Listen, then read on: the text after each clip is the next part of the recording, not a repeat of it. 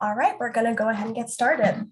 Hello and welcome everyone to the Immune Deficiency Foundation's SCID Compass Lunch and Learn. Today's webinar will explore navigating HSCT during COVID-19 and beyond. My name is Emma Mertens, and I'm the Program Manager of Community Relations at the Immune Deficiency Foundation.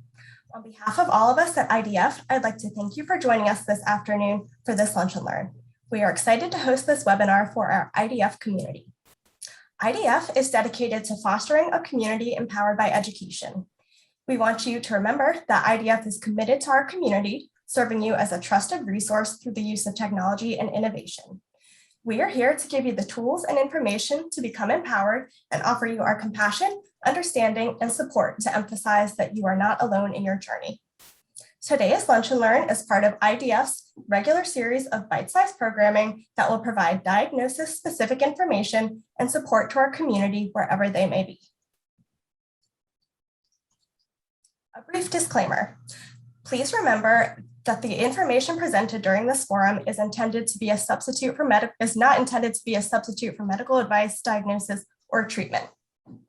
We are here today as a trusted source and friend to provide you with information. Always seek the advice of your physician or other qualified health provider with questions concerning a medical condition.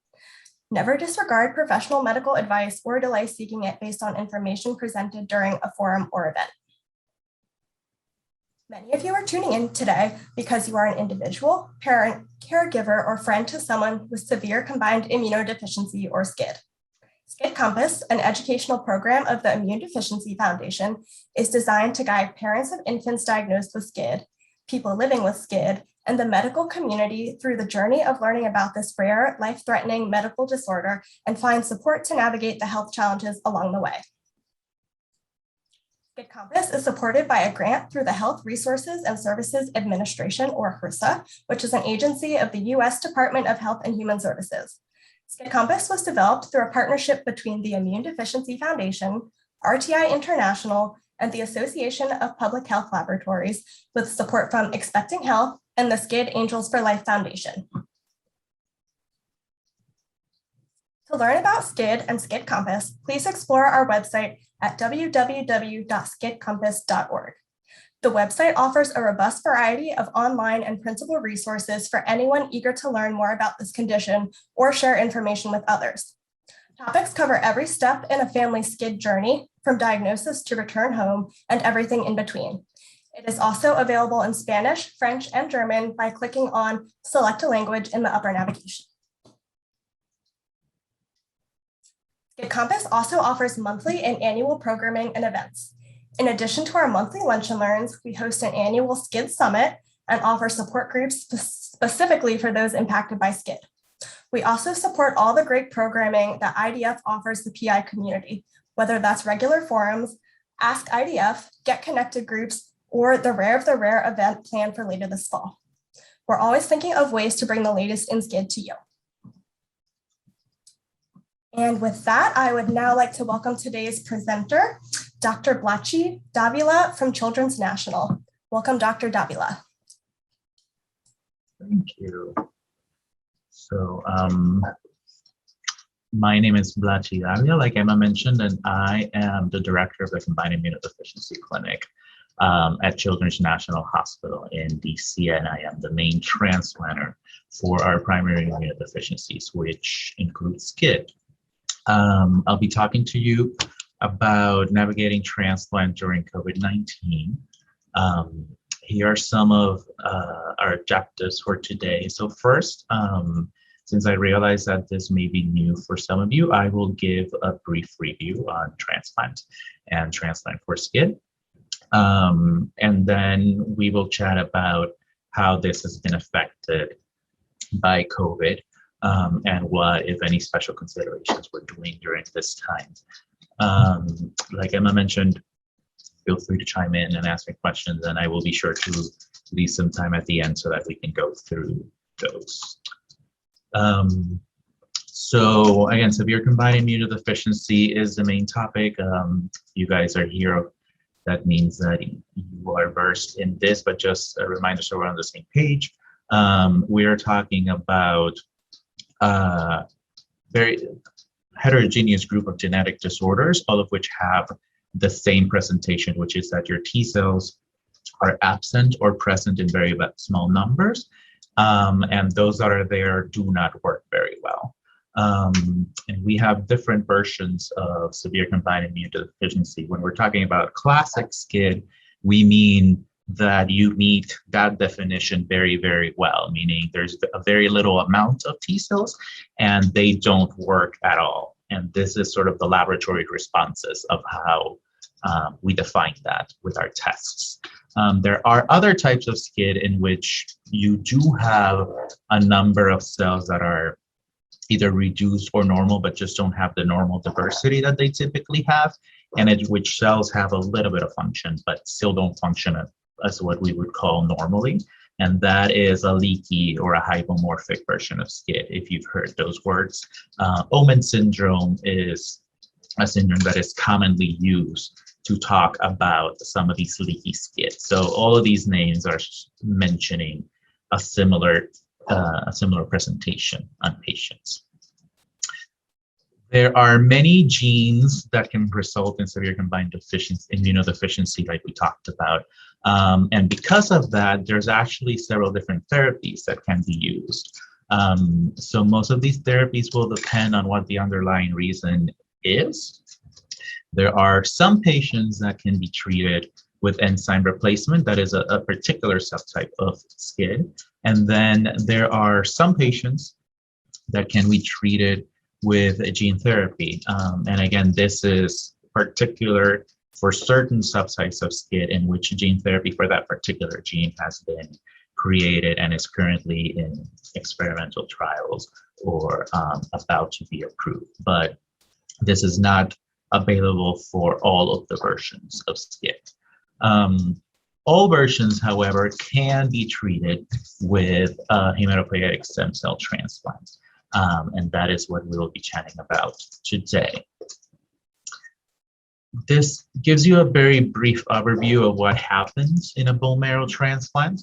We're talking about an allogeneic stem cell transplant, and in this that just means that we're doing a transplant with somebody else's blood and not the patient's same blood.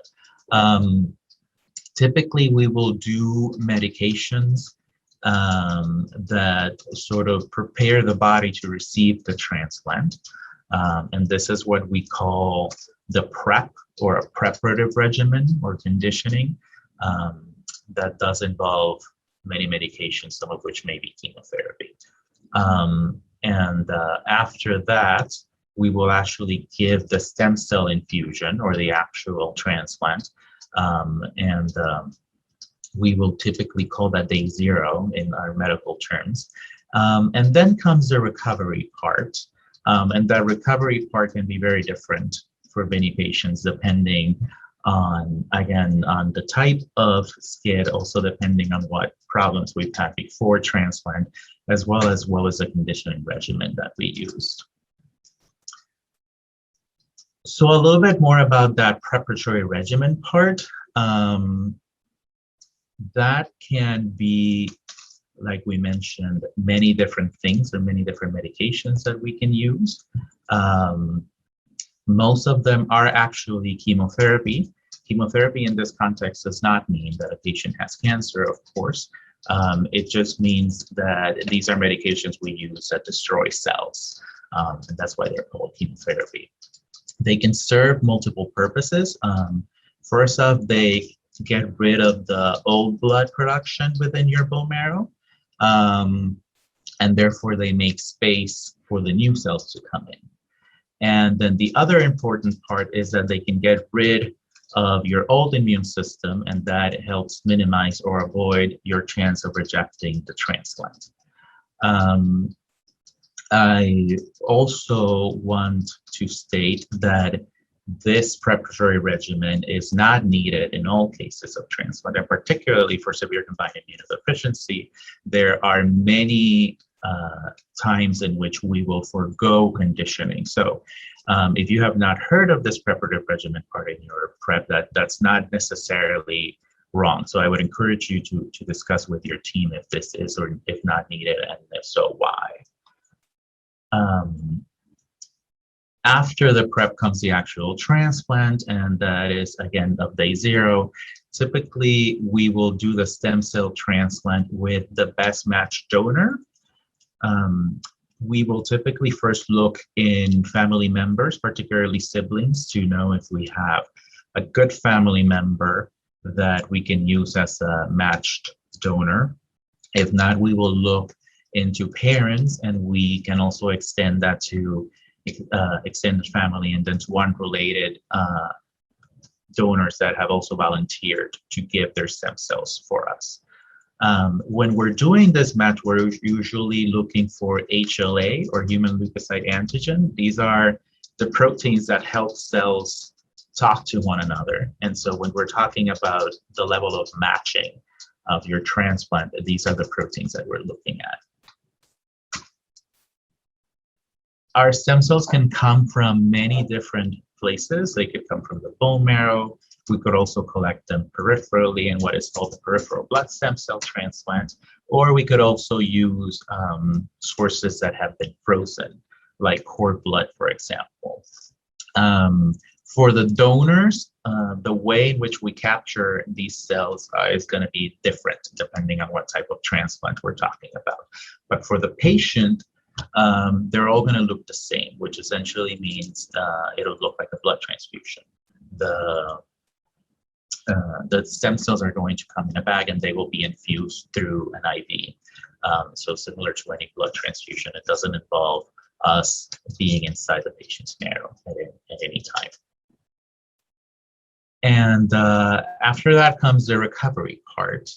The first part that we will be looking for is engraftment. So when you hear that word, that is a word we use to mean that the new cells have actually taken into the marrow and have started to divide and create the new blood system that we want. The first thing that we see recover are a subtype of white blood cells, which are called the monocytes, and then the neutrophils come.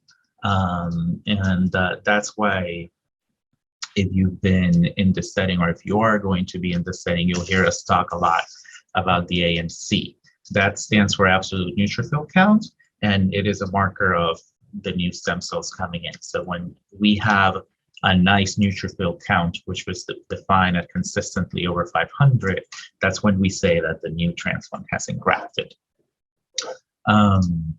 During this time, when the counts are low, a lot of patients do require transfusions, and those transfusion needs are going to be less and less after engraftment, until eventually your bone marrow produces all of the blood you need and you don't need transfusions anymore. But of course, particularly when we're doing transplant for SCID, our main goal is to get recovery of the immune system and to have a new robust immune system that's going to give the patient the ability to fight off all the infections that it otherwise wouldn't be able to. That is a little bit more delayed. It can vary a lot. So T-cell patients will have some T-cell numbers immediately after transplant, but your body's ability to actually make the T-cells is going to take a while, typically in the realm of 3 to 4 months post-transplant. And then it will actually take a lot more time than that for your body to become fully normal in terms of your immune system. You know, a fully intact immune system requires interaction of all types of cells, particularly your T cells and your B cells. And that can vary a lot, anywhere from months to years. And that can depend on the immunosuppression that the patient is on, as well as any complications that may have happened during the transplant program. So during that process, we will actually keep the patients on prophylaxis against many infections, most of which are actually the same prophylactic medications that patients have been on before transplant. And again, that will vary a lot depending on what complications we see and what immunosuppression we're on. But generally, we will do some testing of the immune system to make sure that we are ready to remove all of that prophylaxis before we actually take it off. The immune suppression part can be a little bit confusing, and so I just wanted to say that we give it, not in all settings, but in most transplant settings, we give it from the time of the stem cell infusion to somewhere between 3 and 6 months post-transplant, depending on the type of transplant that you are having. That helps us prevent rejection in some situations, although this is a little less likely in the context of SCID. The most important part is that it does help prevent the new immune system from attacking the patient, which is what we call graft versus host disease. And so eventually, after we have the immunosuppression on and the patient and the new cells sort of learn to adapt to each other, they will learn that they can cohabitate. And that's when we remove the immune suppression. And so eventually the patients would be off immune suppression and off all of the infectious prophylaxis that we have on. So hopefully that gives you a good sense of what we do with the transplant. This is a little diagram that sort of helps reinforce that. So we have the patient, and here you have a sort of representation of a bone, which has a bone marrow inside. The bone marrow helps make all of the cells that you consider are part of the blood, but they also make all of those cells that are important in mediating rejection. So when we give the preparatory regimen, we will actually empty out that marrow and therefore remove both of these cells. After that, we will actually give the transplant, and so the new donor cells are actually going to go and fill that marrow, and they're going to repopulate there. And once they repopulate the marrow, they'll start going out into the blood of the patient, and now we'll have a new blood system and a new immune system. And of course, this new immune system is going to have the capacity to do the T cells that our patient didn't have at the beginning. So now that we've talked a little bit about how that looks like, let's go a little bit more into detail about how we've changed this in times of COVID. So I would say the first thing that a lot of centers did when we started getting COVID cases was to look at what are the transplants that we consider to be elective. That is, transplants where, that we have a patient that does require a transplant, but that the patient will be okay if we delay the transplant for a few weeks, 2 months. And so all of those transplants that we considered elective in terms of time were actually delayed. That is, however, not possible for patients with severe combined immunodeficiency. As you know, there is a very, very high risk of infection for these patients, and we know from both our history and our data that the longer patients go without transplant, the more likely it is that they are going to have an infection, and that definitely decreases our chances of transplant going great. So we sort of shifted our gears on continuing to do the transplants, but trying to do them as safely as possible. Now I will give you some examples of what we have done here, but I will say that this is not the same in every state. So, if you hear or see things that are different to what I'm saying, that doesn't necessarily mean that they're wrong. We're all sort of adapting as best we can to this. And as you guys all know, it's been ever changing. And so have our recommendations. So again, I encourage you to discuss with your doctors what is the best way to keep your patients safe. But these are some of our examples. The first thing that we noted is that we have, as you all are well aware, a heightened sense of anxiety during this time. It's very anxiety provoking to think that we have a patient or that you guys have a kid that has no immunity in the middle of an epidemic. So the SCID community has actually gotten together and been very helpful to each other, particularly, SCID Compass and the IDF has shared a ton of resources that are very helpful to families. So I encourage you all to look into those. We have actually shared a lot of the patient information that the IDF has written with our patients. One thing that we found has been very helpful is we've also created a multidisciplinary team that now meets all of the patients and the patients' families prior to admission. And so that includes our social work team, it includes our psychology team, and it includes our palliative care team. Our palliative care team in this context just sort of helps augment everything we can do to make the family and the patient at ease and sort of relieve symptoms as best as we can. So I think addressing all of these things head on is a very important part before we even consider going to transplant. One of the first discussions that I have with my patients is talking about COVID-19 and primary immunodeficiencies. Of course, none of us want our patients to get infected with COVID-19, and we will do everything we can to prevent it. However, it is also very important to share the data that we do know in terms of infections of COVID-19 in the setting of PID. And so it is important to share with the families that in general, children do have much less severe disease than adults do. So the rate of COVID-19 infected patients that actually gets admitted to the hospital or that requires oxygen or any intervention is dramatically less than adults.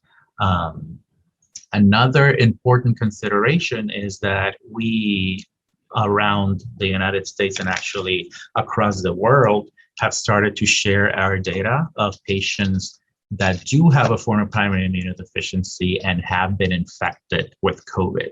And thus far from the data that we have, it seems that getting infected and having a primary immunodeficiency does not predispose you to getting severe disease. So again, we will do everything we can to prevent it, but even in patients that are infected, it does not seem that we are at increased risk of having severe infection. That is important to know. This link that I shared here, and I can share with you guys on the chat as well. This is actually a talk from Dr. Kate Sullivan. She's a great immunologist over at Children's Hospital Philadelphia, and she has summarized the data that we have on COVID-19 and primary immunodeficiency patients. So I encourage you to look at that. Actually, the IDF also has this link available for you. So you can go through their website as well. The most important thing that we've done within the hospital to prevent COVID-19 is actually isolation, right? So even before COVID, we had what we call SCID precautions in the hospital. Every patient who is known or who is suspected of having a SCID disorder in the hospital gets put on this precaution. And what this means is that any provider, that comes into the room of the patient needs to wear a mask and gloves and gown. This is universal, again, for all of our patients with SCID. And now with COVID, we actually wear masks for all patients, regardless of diagnosis. So we have found this is, again, a helpful way of reducing the chance of infection. In a way, this has sort of become universal because, as you know, masking has been encouraged by the Centers of Disease Control and by most organizations within the United States. So most people on and around the country are actually masking up, and that has actually been very helpful for all SCID patients, because that has greatly reduced the possibility of getting infections. So interestingly enough, in a way, everything that the COVID pandemic has caused has actually helped decrease the rate of infections for patients with COVID. At least in our cohort and in our group, we've seen very little to no infections on SCID patients ever since the universal masking guideline came into place. So it is definitely helpful, and I do encourage you all to mask as best as you can when dealing with patients with SCID. Vaccination is, of course, the other big public health prevention measure that we have in place. It is not approved for infants at the moment, as you know. So what we do is we encourage vaccination of all caregivers. So within the hospital, everybody that takes care of SCID patients is vaccinated, and that is a requirement that we as an institution have put forth. And then we do encourage vaccination of all caregivers of SCID patients, because having group immunity around the patient is the best way that we can prevent a symptomatic person from getting close to the SCID with patients. At the moment, vaccination is approved for pediatric ages down to 12. We are all eagerly awaiting guidance, and we expect that before fall comes, that number will come down to age 6. We have been fairly aggressive at trying to institute vaccination on all patients that we can.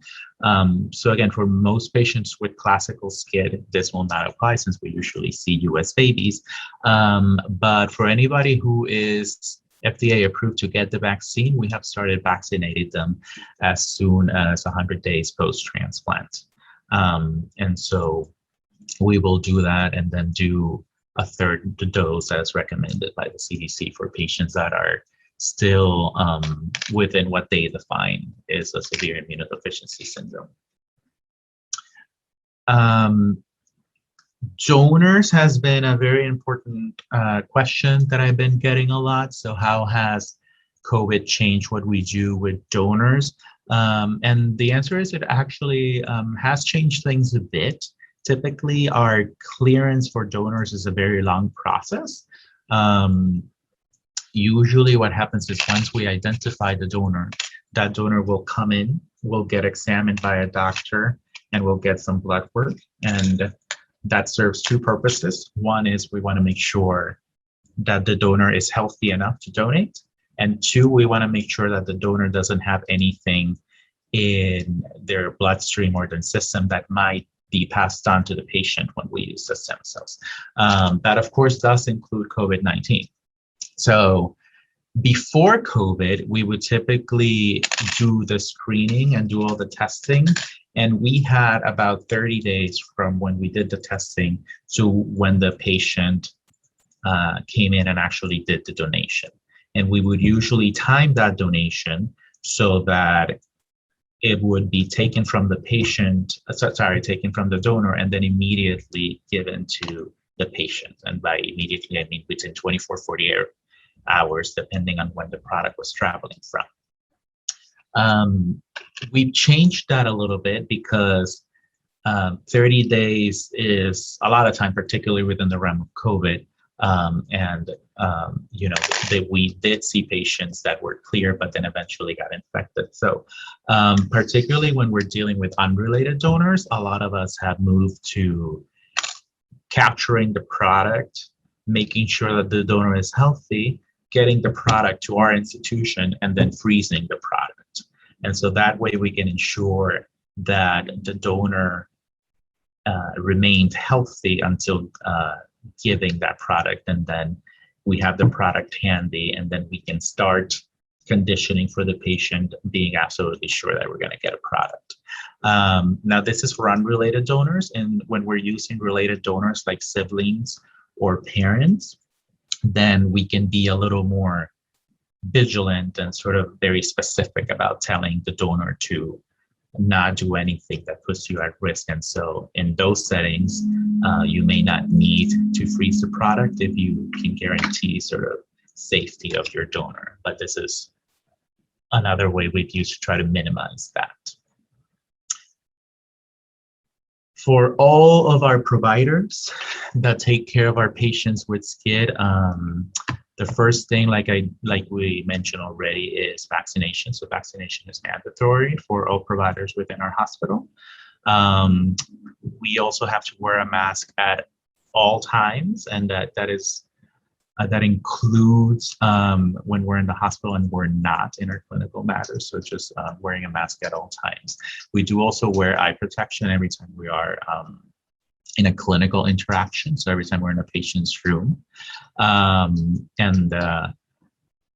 If we are not actively taking care of patients, then we are still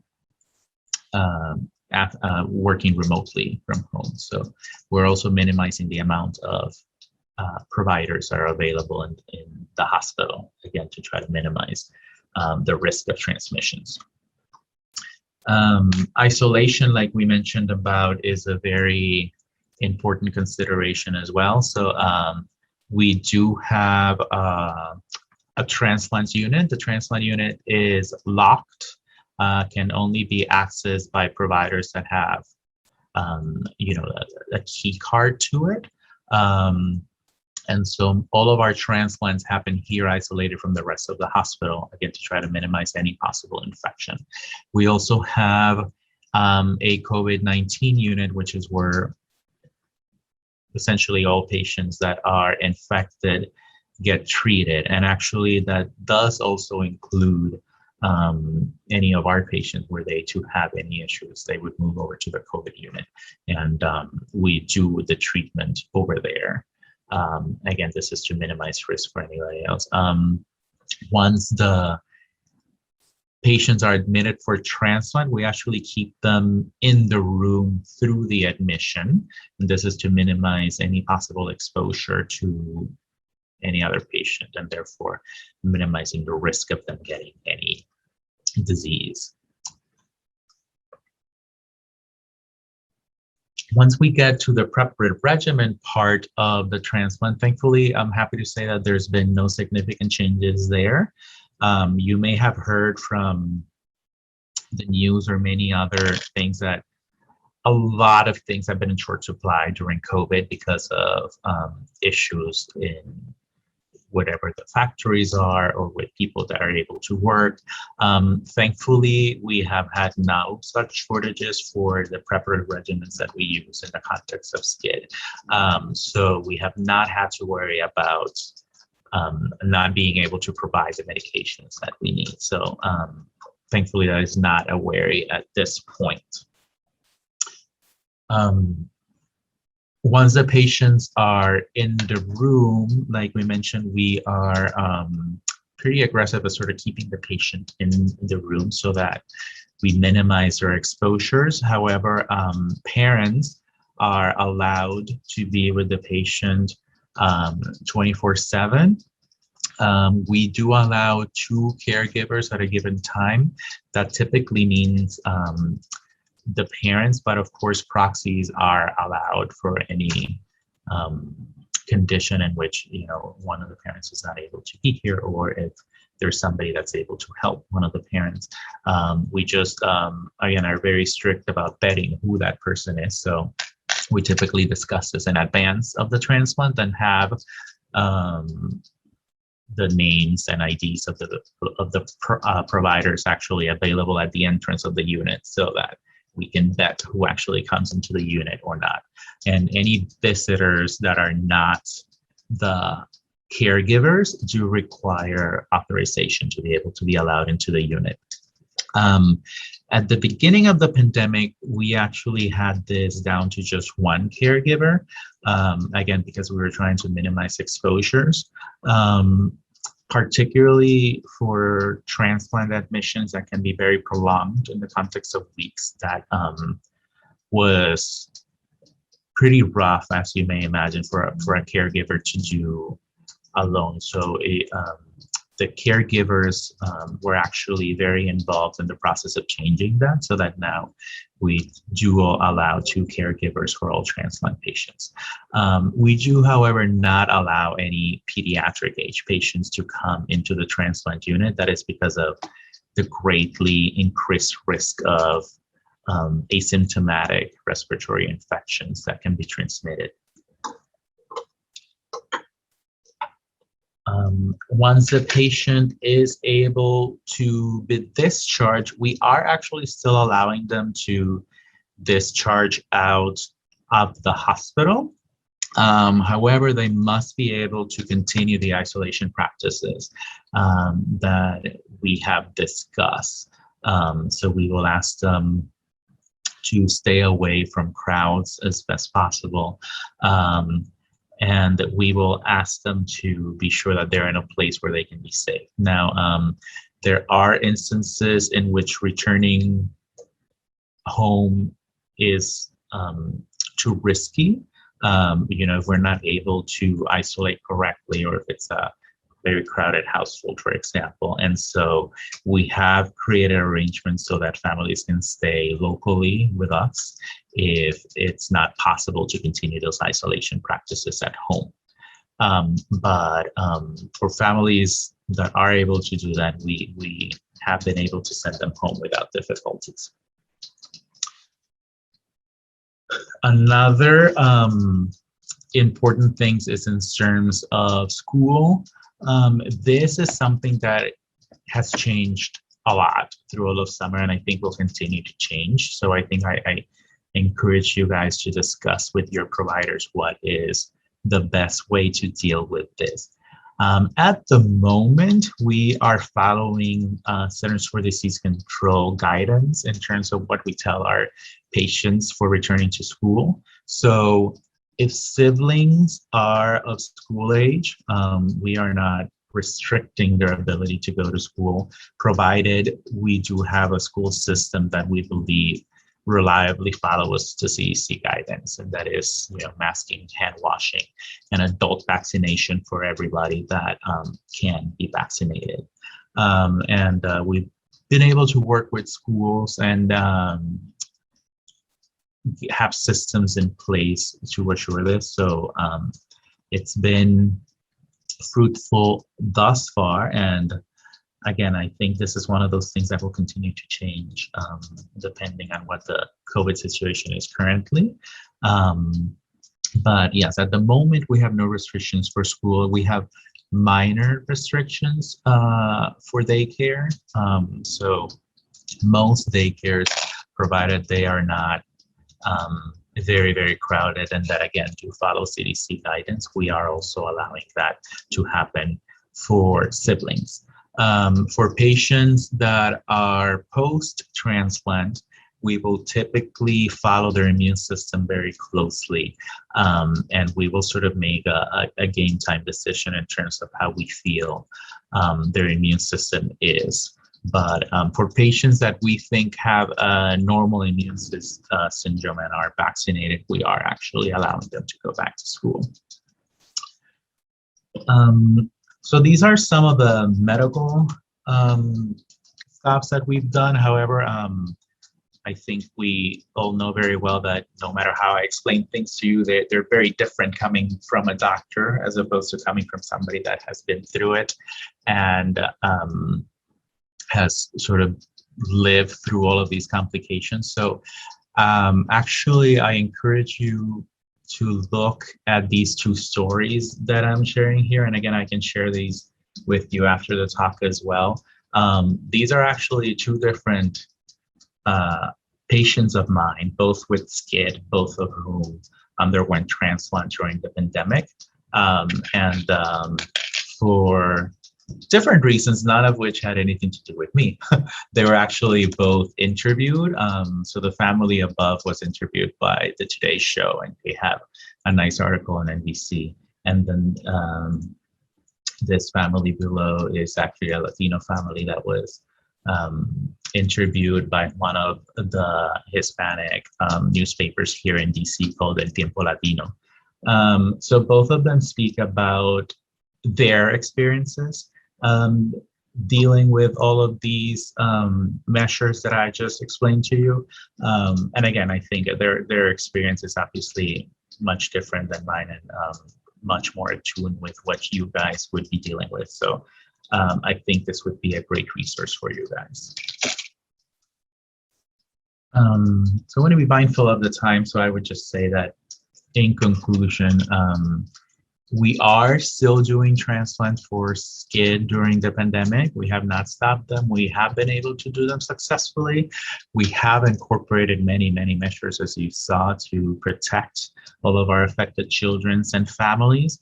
And again, I would just like to stress with you that these are the things that we have done, but just because it is what we have done doesn't mean that it's the only way to do things. So I certainly encourage you to discuss with your doctor what is the best way to protect your family. And if these physicians differ at all from what your institution is doing, feel free to discuss with them how to best encourage this, or if you want to discuss with me, I'm happy to be available as well. So with that, I thank you, and I show you a picture of my Puerto Rico, so that we can all think about going back to the beach in the near future. Thank you so much, Dr. Davila, for sharing your wealth of knowledge with the IDF and SCID communities. We've got some great questions in the chat box, so I'm going to go ahead and kick those off. All right, here's the first one. What are your rules for parents coming in and out of the room during transplant?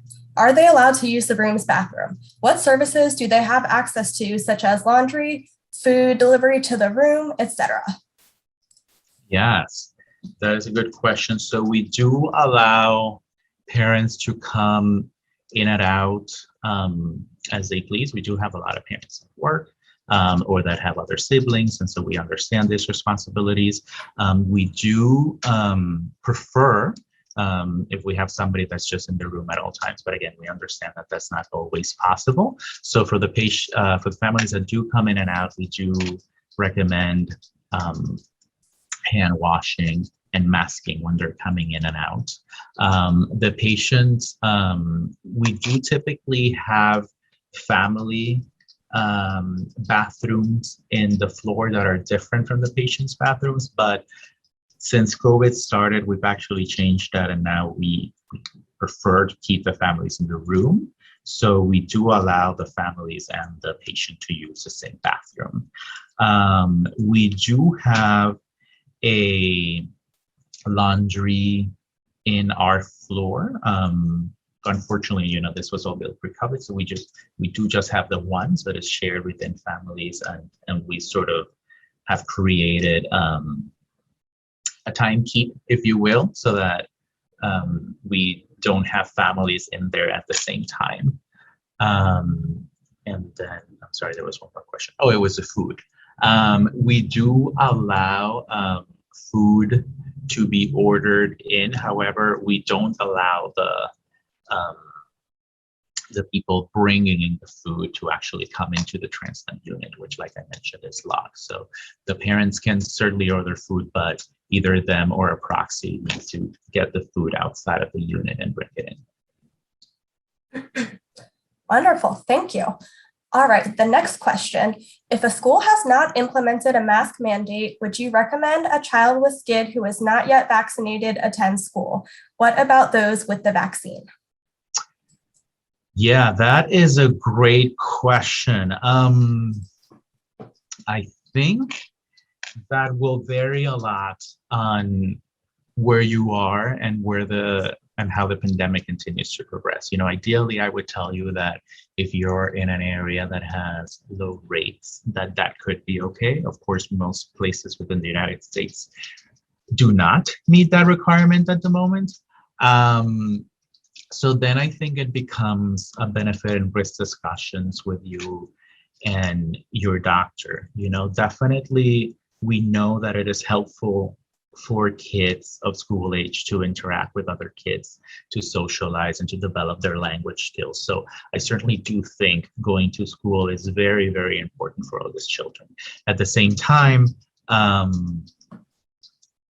we do know that in contexts where people are not masked and are not vaccinated, the risk of infection is pretty high. So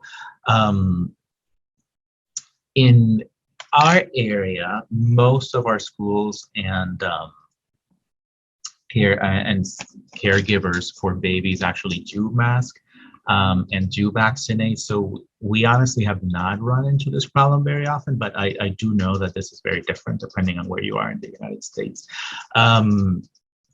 So yeah, I'm afraid I don't have a perfect question for you, perfect answer for you, I'm sorry, but I would say if there are high rates of COVID in your community and you know that your school doesn't vaccinate and doesn't mask, then those are people that I would encourage, that I would write a letter for, saying that I would prefer that that not be the case. And if not, then I will actually push for it in homeschooling if possible.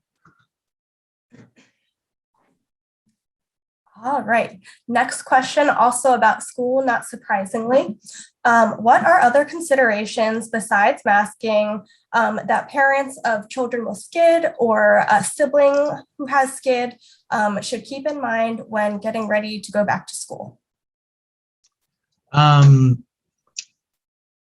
I think, the important thing is, thankfully, like we've been discussing, most children do not tend to have severe disease, and most children also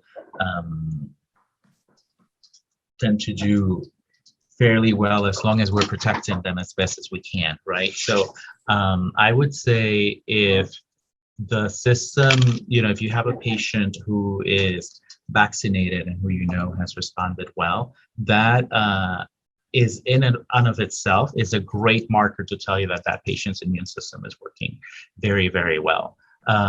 So that in and of itself is a great suggestion that tells me that patients are in a better place to be able to go. So I would say that would suffice for me to say that you have a good immune system. However, we know that even people with good immune systems can get infected. And so other than that, really, unfortunately, the only other public health measures we know are mask, hand washing, and vaccination. I think that's really the mainstay of what we can recommend. All right, wonderful. Thank you so much for that Q&A. And we will keep on moving along. So thank you so much again to Dr. Davila for sharing your wealth of knowledge with us today. We do want to let our participants know if you have additional questions, you can ask IDF. Feel free to call us or go online and submit your questions to Ask IDF at the website on your screen. We also just want to highlight once more all of the resources that SCID Compass has to offer and to invite you to please take advantage of them and check out our website. This includes our brand new SCID fact sheet for parents and a thorough and informative section on our website explaining everything you need to know about pre-treatment conditioning for your child prior to HCST for SCID. There are also a number of other publications and online resources available on our website, ready to be easily downloaded. We hope you'll come back and join us for our upcoming Rare of the Rare Summit taking place on October 1st and 2nd. The theme of this year's event is diving into precision medicine and will focus on ultra-rare primary immunodeficiencies, including SCID. Participants joining will have the opportunity to connect with others, hear from world-renowned experts in the field, and leave empowered to advocate for their own needs.